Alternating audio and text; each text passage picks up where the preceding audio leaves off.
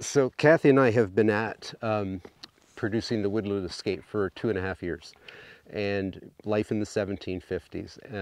And over those 2.5 years, I've told quite a few wee bits of history. And today I'm going to tell a wee bit of history about myself. A lot of people have asked a bit about my backstory. Well, here comes about the craziest story I've yet to tell. It takes place in 1988, but I can draw a parallel with the time frame that I'm living in now.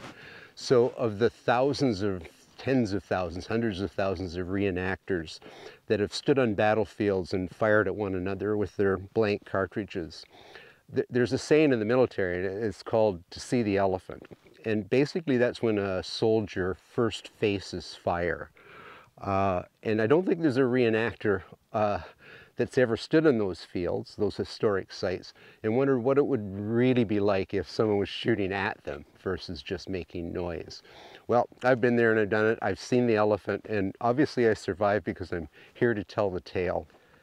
My story takes place in the summer of 1988, and we're in a very remote corner of Peru known as the Huayhuash Range. And we have a couple of objectives. One is to climb the unclimbed north face of a mountain called Ninashanca. We also want to climb the second highest mountain in Peru as our acclimatization peak, and that's known as Yarupaha. So why it's newsworthy, if you would, and it did. It made every newspaper across Canada. In fact, on my return, I get interviewed by CBC. So if it was just a normal mountaineering expedition, that wouldn't make news. But our camp was attacked by guerrillas, the Shining Path or the Sendero Luminoso, and there was a gunfight. And that's what made the news. But before I get to that part, some might find that an exciting part. The real part for me was the mountaineering aspect of it. Let me take you on an expedition, starting in Lima, Peru, once we've collected all the gear, and you're going to see the logistics involved. Now, in the pictures that we're using in this, they were all taken with slide film. So the quality is pretty poor, but there was no digital technology back then. So here we go. Let me take you on an expedition. Our group of 15 people arrive in Lima. There was a delay in getting our gear there. We had to wait 3 or 4 days. Once we got that, we're loaded onto trucks and we're on a 12-hour ride to a town known as Chican. And from Chican, we have to acclimatize because Lima, Peru is at sea level and Chican is at 10,000 feet. So off the trucks and off the buses, we instantly have headaches. We have to acclimate. So we have to stay there for two days. I think on the third day we departed. Now it's all on foot. And we have literally tons of equipment. So we hired, I believe it was 32 donkeys and donkey drivers to load all the gear on. Most of us just had to carry a day pack, and off we went. So it's a 6-day trek from Chican to our base camp in the Huayhuash Range. And en route, we're going to pass through a number of small villages. And these highland communities, the roads, the paths we're walking on, the bridges we're crossing, they predate Christ. And these remote communities, they have no electricity, no running water. Most people live in dirt floors. And we did some research prior to this, that in the school systems in these highland communities, they still write on slates. So we took along crates full of writing pads, hundreds of lead pencils, just to gift to the local people. And to see the expressions on their faces was absolutely phenomenal.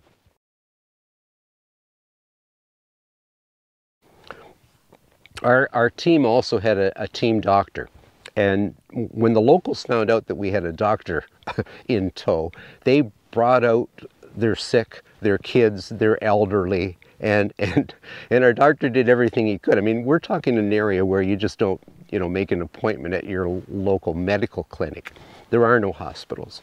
So he did what he could, and after a couple of days in Yamak, we headed off. Now we're another full 3 days trek, and even the trek in had some risks to it. Some of the side slopes we had to cross with these donkeys, I tell you, the donkeys were a lot more sure-footed than us Canadians. And we arrive in the area or where we're going to set up our base camp. And there's actually a highland community there, very small, sheep herders mostly. And what amazes me is that base camp's at over 13,000 feet in elevation, and these people live there. We're still kind of suffering a bit from from acclimation. And this is just home for these people. And the tenacity of these people and their vigor. I recall an elderly woman there. She had to be in her 80s. Well, at least she looked like she was in her 80s. And what she would do is she would make the trek from where our base camp was established, this small village, back to Umak with a burlap sack. She'd buy 12 bottles of Cerveza beer. She'd put them in that burlap sack and she'd walk 3 days back. She'd sell it to all the different countries that were represented at this international sort of base camp area. And she'd take Sunday off, and on Monday, back she went with her burlap bag to bring back more. So now the expedition starts, and we have gear to sort. We've got all our high altitude food to sort. And then we start the tedious task of getting from our base camp up to the glacier before we can actually start the technical climbing. And once we're up there, we did a couple of smaller peaks to acclimatize. Things were going very well. And then there was a fatality. An Austrian kid had fallen. And the sad part is the night before this fatality, I actually spent the night with him. He didn't speak English, and I certainly didn't speak Austrian. But we shared magazines, and we laughed and shared tea and what have you. The following day, he went up with his friends. And they hadn't been in long enough. They hadn't acclimatized. It wasn't a slow process like the Canadian team was taking. And they summited on a very simple peak, but instead of coming back down, it was late in the day, falling back down the easy route, they decided to rappel down the surface. And from our base camp, we were actually watching this. When we heard a yell, and then we could hear the tools and the carabiners and the ice axes hitting the rock face. Anyway, long story short, typically in mountaineering, and I've done a lot of it in my youth, if there's a fatality in the mountains, it's too much of a risk generally to bring bodies out. So the body is buried in a crevasse. That is typically done. But in this case, the family of this young teenager requested that the body be brought out. So we were able to bring this young 18-year-old kid's body back down to the glacier. And back we went up to climb.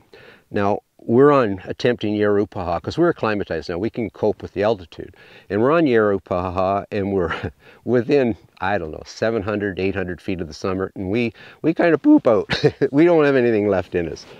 So we know we're going to come back, but rather than carry down all our gear, we decide to leave it. So we put in a couple of ice screws, attach our packs. I leave a down sleeping bag, single burner stove, some Blazo, some extra clothing, and we descend. And our intent was to go down to our base camp, rest for a couple of days, carbo load, go back up. Now we'd have an easy climb getting back up to our 2 packs. I even recall we stuck in, I think McDonald's was one of our sponsors. We had 2 little Canadian flags stuck in the ice where these 2 packs were attached. Anyway, we're in base camp. We arrive in base camp late. So it's the equator, and in the equator there's 12 hours of sunlight. It gets dark at 6 at night, it gets light at 6 in the morning. That doesn't change. That's the same year round. So it's about 5 in the morning, not quite light yet, and there's an explosion. And I thought there was a group there from Italy, there was a group from Germany, and I think the Germans had propane tanks, and I made the assumption that a propane tank had exploded. Nope, it was a grenade. So a group of the Shining Path had come into the range because they knew this group of rescue mountaineers had come in, accompanied by 6 police officers, to bring out this young Austrian's body. So the grenade wakes the camps up. I remember the tent being shaken, and Gonzalo, one of our Peruvian climbers, says, "Get up, get up." This is in Spanish. My Spanish wasn't great, but I understood this. He said, get up, do as you're told. The Shining Path are here." And I remember parting the flaps of the tent, and all I could see is silhouettes of people with guns. And I'm going, wow, a grenade, guns. I grew up in a dairy farm in southwestern Ontario. This shouldn't be happening. Perhaps it's a dream. But it wasn't. So we're all ordered out of the tents. Now, there were 6 Peruvian rescue people. There were 6 Peruvian police. There were the 15 Canadians. We had donkey drivers. We'd hired 3 cooks for our camp. We're all ordered out. Now all the Peruvians, they all look the same. The police look the same as the donkey drivers, look the same as our cooks. They all got traditional ponchos on and a toque. It's cold. We're at 13,000 feet. We're all ordered onto our knees in a cluster. And to be frank, I thought we were just going to be executed. And the youngest of the Shining Path started to go around the circle to the Peruvians, not to us gringos. And he had an old 303 British Enfield, and he'd nudge him in the chest, and he'd say, "Are you the police?" Well, a darn fool would say yes, and they go no, and he'd go to the next one, he'd say, "Are you the police?" And they go no. And I think the third or fourth, I don't know, it's rather confusing. The third or fourth fellow he gets to, he gives him a poke and he says, "Are you the police?" And yeah, he was, but below his poncho he had his service revolver. And he shoots this young guerrilla. I would say his age was maybe 16, 17 years old, and I've never seen colder eyes in a human being. He shoots him right through the scrotum. And then all hell breaks loose.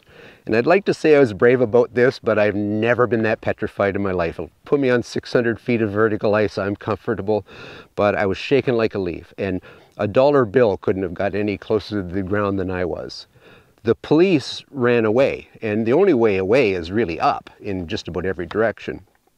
And the guerrillas are firing, the Shining Path are firing at the police as they're retreating. The police are firing back at us. And they didn't care who they hit. They didn't care if they hit Canadians, Germans, donkey drivers, or cooks. It didn't matter to them.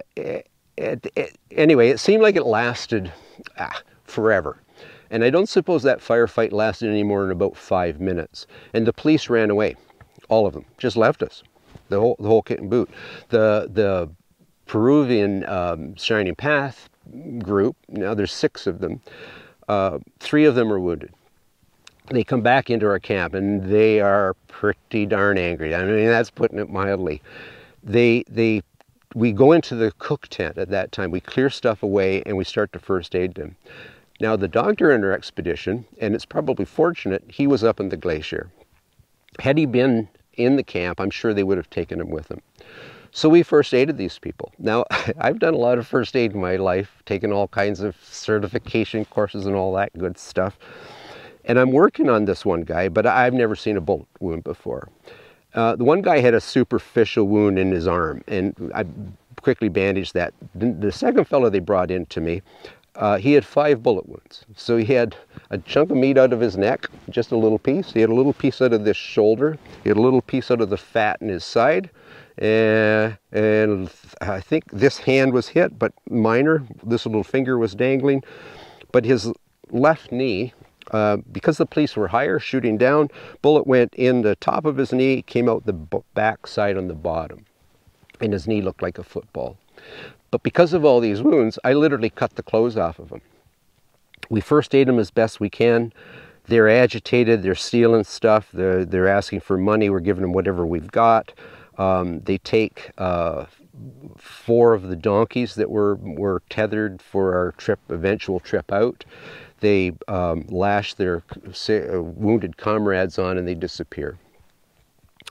Well, the story doesn't go well for our mountaineering part of this because they're gone, the police are gone, we're rather in shock. I remember the day's activity was going around picking up spent shells.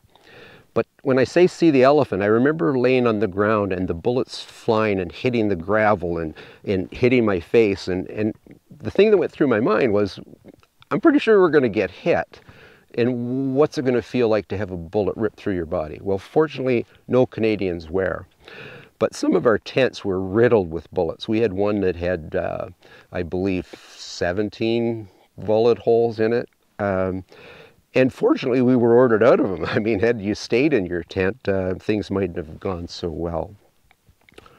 Long story short, about 3 days transpire, police come in mass. Now, we're ordered out of the range. Everybody is, the Italians, the Germans, I think there were some Japanese people there, the Canadian expedition, we're ordered out.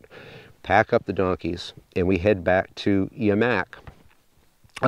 And at that point, we pay off our cooks and the donkey drivers, and we head out. Now, to say the Canadian teams discouraged would be an understatement. They're distraught. Most of them are had enough. They're fed up. They decide that's it for them. But I had trained 1.5 years for this expedition, and be damned if I was going to let this incident stop me from climbing. So I still had about a week and a bit left of my visa. So Gonzalo, one of the Peruvians on our climbing team, him and I went and we made an attempt on Huascarán, and we were successful. On a sad note there, we ran out of food. We got stormbound on the thing. We decided we'd go light, we'd go quick. Now Huascarán's their tallest peak, a little higher than Denali in Alaska. And we were doing a technical route on it. So we didn't take enough food. Well, we would have if it went quick, but because we're tent bound for 2 nights, we run totally out of food. We summit without food on our second last day. The next day we make it halfway down the mountain, still no food. The next day we make it down. Now at the base there's this little restaurant with a dirt floor. And all we could talk about was food. I was going to order huevos and papa fritas. And we get down and we see a truck coming in. Now the only way out of there is if somebody happens to show up. There's no phones, there's no telegraphs, there's no way out. Well, an old pickup truck had brought in a couple of other climbers. So we drop our packs, we're running down the road, we're tapping on the side of this old truck as he's trying to drive away. And can we get a lift back to Huascarán?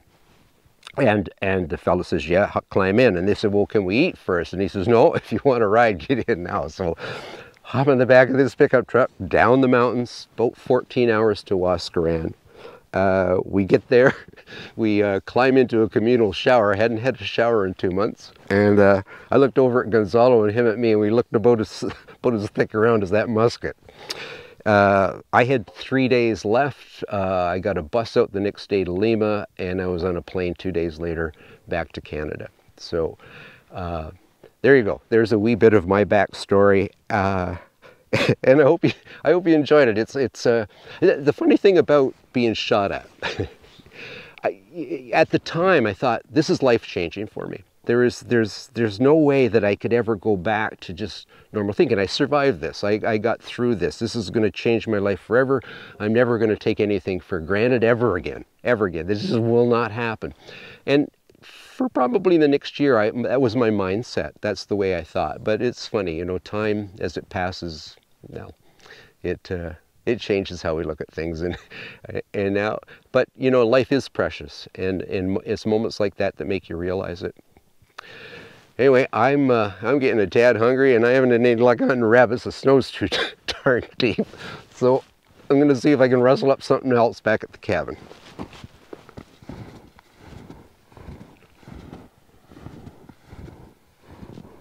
Just before I start cooking up, I should point out that the Shining Path, or the Sendero Luminoso, well, they no longer exist.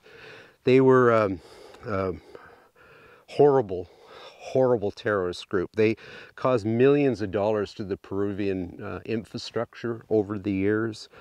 And just to show how serious they were, they had placards made up that we found in the camp after everything had dispersed and we were ordered out. But they would hang them over dead soldiers and or police, and they'd take their pictures. And the plaque said in Spanish, death to those that support the regime. It's pretty darn hardcore. And when I mentioned that we had to go back through this highland community of Yamak, where we had gifted the books to the children, they had hung the mayor, and he still hung from their small little government building, and their Maoist flag hangs there, and again, they had a placard on him, death to those that support the regime. So, I don't know, terrorism, food for thought. And speaking of food, I'm getting awful hungry.